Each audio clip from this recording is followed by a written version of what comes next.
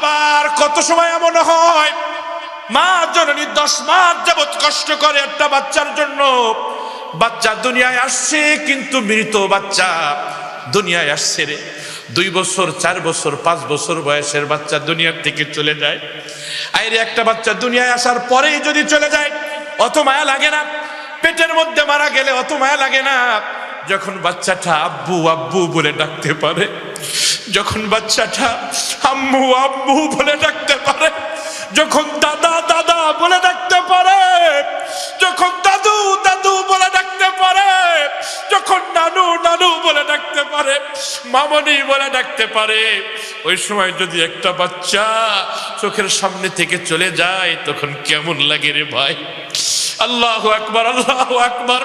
এত ছোট বাচ্চার ব্যাপারে যখন রবের পক্ষ থেকে চলে যাওয়ার সিদ্ধান্ত হয়, দুনিয়ার সবার মায়াকে ছিন্ন করে রবের কাছেই চলে যেতে হয় রে আমার ভাই। এক মুহূর্তেও থাকার সুযোগ নাই, এক মুহূর্তেও কেউ থাকতে পারে না রে বন্ধু আমার। এজন্য মৃত্যু যখন চলে আসবে, মৃত্যু থেকে বাঁচার জন্য করোনাকালীন সময়ে পৃথিবীর বড় বড় ধনীরা এরা লকআপের মধ্যে ঢুকেছিল। চাকর বাকরের সাথে কথা বলে না, ম্যানেজারের সাথে কথা বলে না, ঘরের ভিতরে ফকির ফাকারও আসতে দেয় না। আল্লাহু আকবার, আল্লাহু আকবার। 5 তলা 10 তলা বিল্ডিং এর ভিতরে কয়েকটা আল্লাহু আকবার, আল্লাহু আকবার নিরাপদ বেষ্টনীর ভিতরে তারা জীবন যাপন করছে, থাকছে।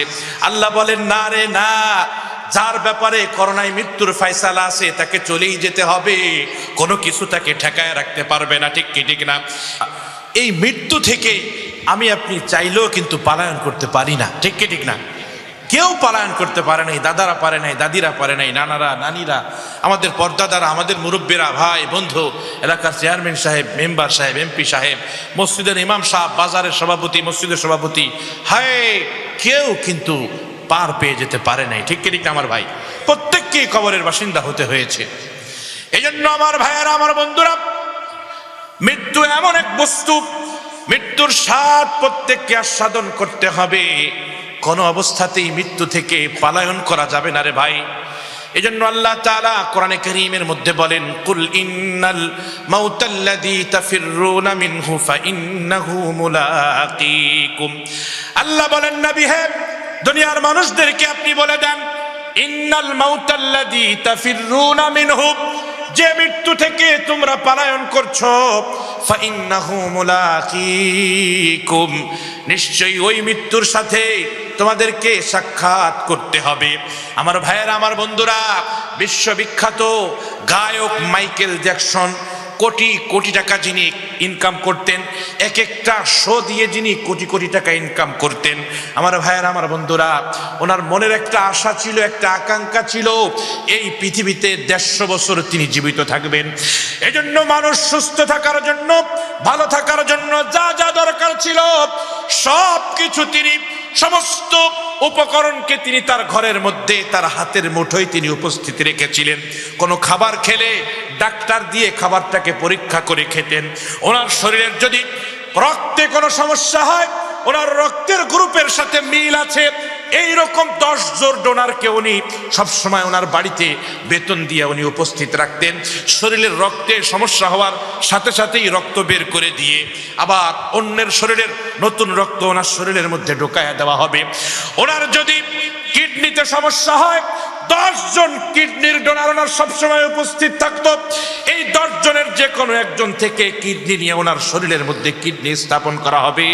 হার্টের সমস্যা হলে হার্ট স্থাপন করা হবে।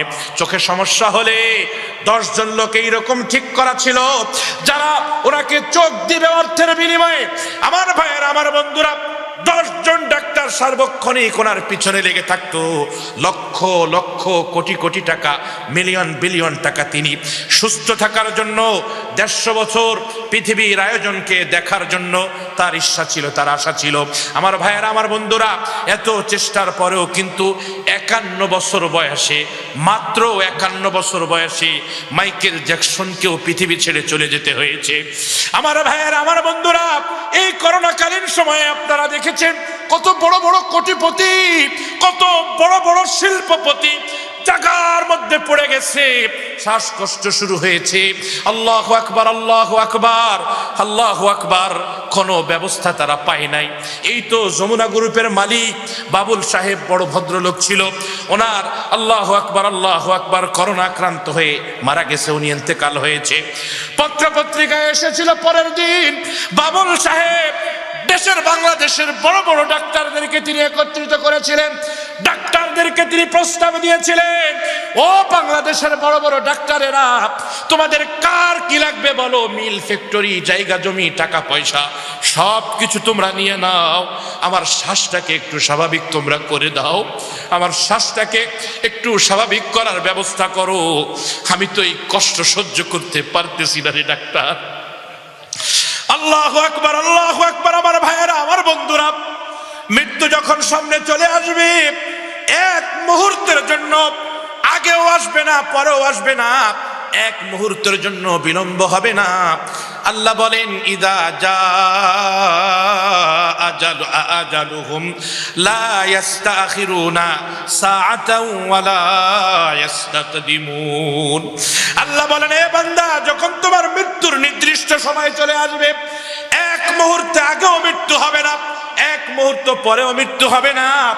মা জননী এইমাত্র বাচ্চা ভূমিষ্ঠ করছে, ছোট্ট বাচ্চা, কেউ তারে চিনে না, কারো সাথে তার কোনো মহব্বত হয় নাই, এই বাচ্চা দুনিয়ায় আসবে। এজন্য কত স্বপ্ন, কত আশা, কত আকাঙ্ক্ষা, 10 মাস যাবত খেতা সেলাই করছে। আল্লাহু আকবার, আল্লাহু আকবার।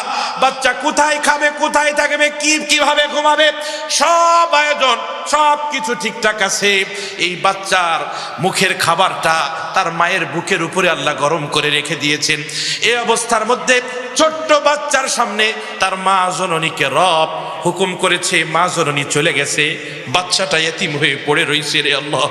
এজন্য আমার ভাইয়েরা, আপনারা দেখেছেন করোনাকালীন সময়ে ওই যে যারা মাছ বিক্রি করে, অটো ড্রাইভার, ভ্যানওয়ালা, রিক্সাওয়ালা, মুদির দোকানদার, এরা কিন্তু বেশি মারা যায় নাই, বরং ধনী মানুষ বেশি মারা গেছে। ঠিক কি ঠিক না? আল্লাহু আকবার, আল্লাহু আকবার। আমার ভাইয়েরা, আমার বন্ধুরা, যেই কথা আমি আপনাদেরকে বলতেছিলাম, যখন সময় চলে আসবে, যখন সময় চলে আসবে, এক মুহূর্ত বিলম্ব করার কোনো সুযোগ নাই। যখন সময় চলে আসবে, যখন ডাক চলে আসবে রবের পক্ষ থেকে, আরে সাথে সাথেই কিন্তু চলে যেতে হবে। কোন লকআপের মধ্যে ঢুকলে চলবে না।